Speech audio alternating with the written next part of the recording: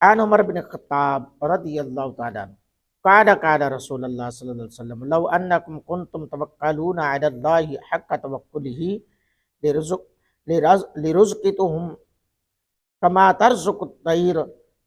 تغدو خماصا وتروح بطانا رواہ الترمذی وقال هذا حدیث صحیح وقال الحاکم هذا حدیث صحیح الاسناد۔ حضرت عمر بن خطاب رضی اللہ تعالیٰ عنہ سے مروی ہے، حضور علیہ السلام نے فرمایا اگر تم اللہ تعالیٰ پر اس طرح بھروسہ کرتے جیسا بھروسہ کرنے کا حق ہے تو تمہیں اس طرح رزق دیا جاتا جس طرح پرندوں کو رزق دیا جاتا ہے، وہ صبح کو بھوکے نکلتے ہیں اور شام کو پیٹ بھر کر واپس لوٹتے ہیں۔ عن انس بن مالک ان النبی صلی اللہ علیہ وسلم قال اذا خرج الرجل من بیتی فقال بسم اللہ توکلت علی اللہ لا حول ولا قوة الا باللہ قال یقال حینئذ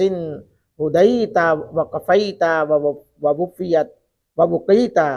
فتنحى له الشیاطین فیقول له الشیطان آخر کیف لک برجل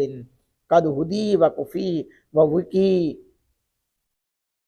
حضرت انس بن مالک رضی اللہ تعالیٰ عنہ سے روایت ہے، رسول اللہ صلی اللہ علیہ وسلم نے فرمایا جب آدمی اپنے گھر سے نکلا اور اس نے کہا بسم اللہ توکلت علی اللہ لا حول ولا قوة الا باللہ، یہ گھر سے نکلنے کی دعا بھی ہے، تو ترجمہ اس کا ہے اللہ کے نام کے ساتھ میں نے اللہ پر بھروسہ کیا، نہ طاقت ہے اور نہ قوت مگر اللہ کے ساتھ۔ فرمایا کہ اس وقت تک اس سے کہا جاتا ہے کہ تو ہدایت دیا گیا، تیری طرف سے کفایت کی گئی اور تجھے بچا لیا گیا، پس شیطان اس سے دور ہو جاتا ہے، اور دوسرا شیطان کہتا ہے